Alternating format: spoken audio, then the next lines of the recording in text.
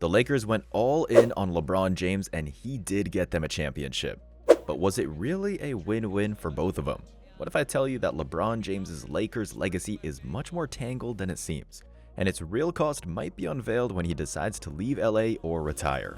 As always, if you like this video, subscribe to the channel and hit that notification bell to stay in the loop on our upcoming content. It was summer of 2018, and the Lakers fans finally had something worthy of a celebration. After years of bad signings, lottery picks, and watching their competition scoring amazing deals, LeBron James finally landed in Los Angeles. Trading Cleveland's winter for the Hollywood sunshine? Now this was something out of the box, and for the Lakers, this was their first superstar signing since Kobe, and the entire NBA was hyped. However, not everything with this signing was great. Even though LeBron was an NBA veteran, he was 33 during his Lakers signings, which is ancient as per the NBA standards. The team had an impressive pool of young talent in the form of Kyle Kuzma, Brandon Ingram, and Lonzo Ball, and people started speculating whether LeBron could elevate this young core into a royal dynasty or leave the Lakers in shambles. Before signing LeBron, the Lakers had a choice. They could either invest in their young talents or go all in to sign LeBron. Spoiler alert, they went with the second option, no questions asked. Obviously, signing a name as big as LeBron James would surely keep you in the talks, but will it be worth it? Will LeBron's arrival skyrocket the Lakers' journey to glory, or will the Lakers risk their future for a nice Disneyland parade? Let's find out.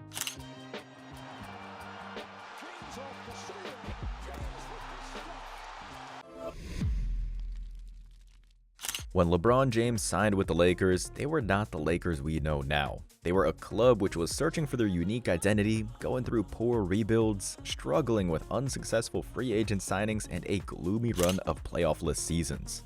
The King changed everything, almost immediately. While LeBron's tenure in Los Angeles has produced historic moments, it has also been a rollercoaster journey marked by injuries, dubious personnel changes, and one divisive title. We've got a lot of jawing going on the front row. As soon as the King donned the purple and gold and stepped on the court, the Lakers were relevant again. An icon like LeBron surely knows how to attract an audience and entertain them. With his arrival, the Lakers went from a struggling young team to NBA title contenders almost instantly. Then came 2020, and the Lakers finally had their return to championship glory. The King had his fourth championship, proving that he could achieve glory anytime and at any place, including a Disney World quarantine.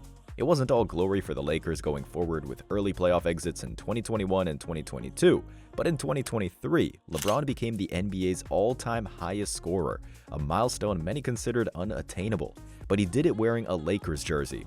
Whether or not he is the greatest Laker of all time, he has undoubtedly made his stamp on franchise history. The King's early days with the Lakers didn't go the way he might have planned. His first NBA season with the Lakers in 2018-19 was a complete disaster. After playing a couple of matches, LeBron sustained a groin injury which had him out for several months, and because of this, the team couldn't qualify for the playoffs yet again. It was clearly a sign that his body might be sending him a retirement plan brochure. Since then, the injury bug has not left the King alone. From 2021 to 2023, the Lakers had both highs and lows. One year, they're the favorites to win the title, and the next year, they failed to qualify for the playoffs. Why was this happening? The club was never designed to endure injuries, and with LeBron and Anthony Davis spending more time in street clothes than on the court, the Lakers had to continuously reorganize the roster to be competitive. When you reach a status like LeBron's in a sport, you obviously have some influence on front office decisions. Some of the decisions he made were absolutely spot on, whereas the other ones were seriously questionable. One of these decisions was the trade of Russell Westbrook, or you can say, how to ruin your team's depth in one move. Just like LeBron, the Lakers wanted to sign Russ, and for that, they gutted their future stars like Kentavious Caldwell-Pope, Kyle Kuzma, and their NBA draft picks. What happened, you may ask? A complete disaster in team balance, efficiency, and chemistry.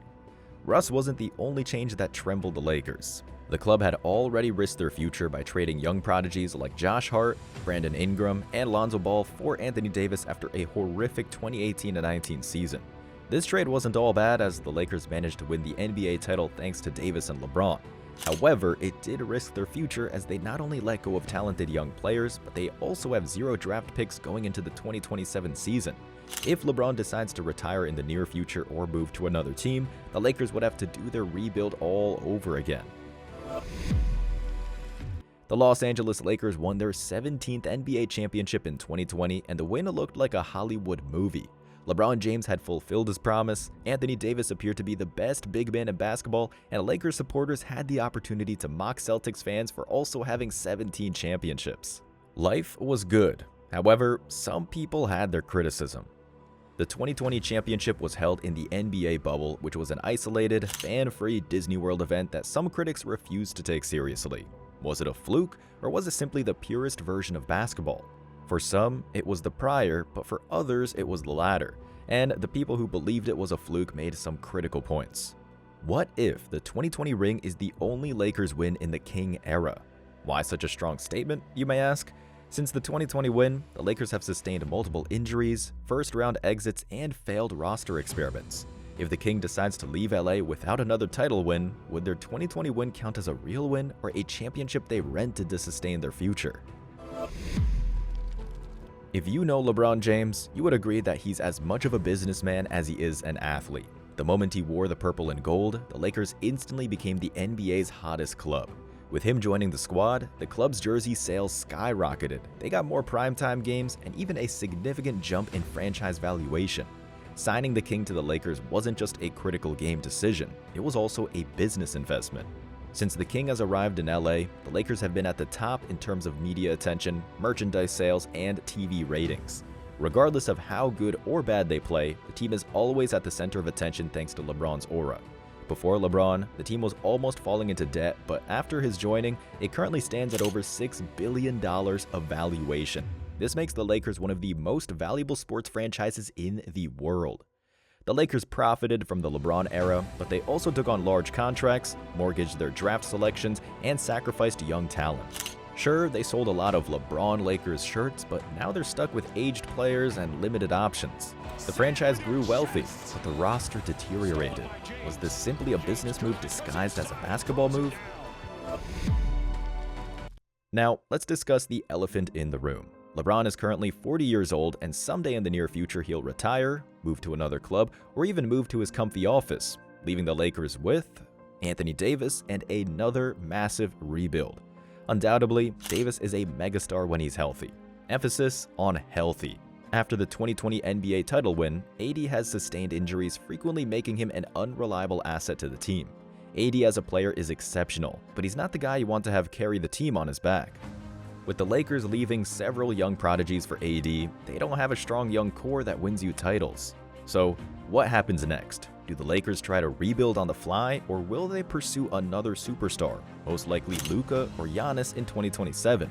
One thing is certain. If the King decides to leave, LA would face a potentially post-Kobe type rebuild. When the Lakers signed LeBron in 2018, they weren't simply adding an all-time great. They were taking a risk, a gamble that a 33-year-old great can still win them rings. A wager that sacrificing youthful potential would yield instant success. A wager that LeBron James, nearing the end of his career, might yet add to his legacy in purple and gold. Now, 6 years later, the question remains: who paid the higher price? The Lakers, who threw away their future for a single title, or LeBron, whose tenure in Los Angeles may never compare to the franchise's genuine greats? We could all agree to one thing, that whenever people think of the Lakers, they instantly think of Kareem, Shaq, Magic, and most importantly, Kobe Bryant. Unlike many NBA players, these few prodigies spent a majority of their careers playing for a single club and left their cultural imprint and a legacy. LeBron? He's different. He's a basketball nomad, someone who created his empire by roaming about. His stint with the Lakers is akin to an expensive lease. Flashy, effective, but not permanent. Sure, he won a title in 2020, but will he ever be recognized as a real Laker? Even Shaq, who only played for the Lakers for 8 years, is more famous for his three-peat and larger-than-life domination. Meanwhile, while LeBron's Lakers run has been successful, it does not feel the same. Now, there's the uncomfortable question that most Lakers, and especially LeBron fans, don't want to answer. Does the 2020 NBA bubble ring count as a championship win? The 2020 NBA title is indeed a championship, but one shouldn't compare it with Kobe's infamous 5 rings or Magic's dynasty in the 80s. The final had no audience, no home field advantage, and no travel, making it a pure basketball game where LeBron completely demolished his opponents. LeBron's legacy is without a debate one of the greatest in basketball history, but his legacy with the Lakers will always be debatable. Even though he brought gold to a team which hadn't won in a decade, critics believe that it won't have the charm like Shaq or Kobe had. The Lakers significantly fall back in building their strong core. Instead of investing in young talents, they always depended on star power to sell more merchandise and even win matches. Before LeBron, the Lakers had a youthful, promising nucleus that could have grown into a superpower.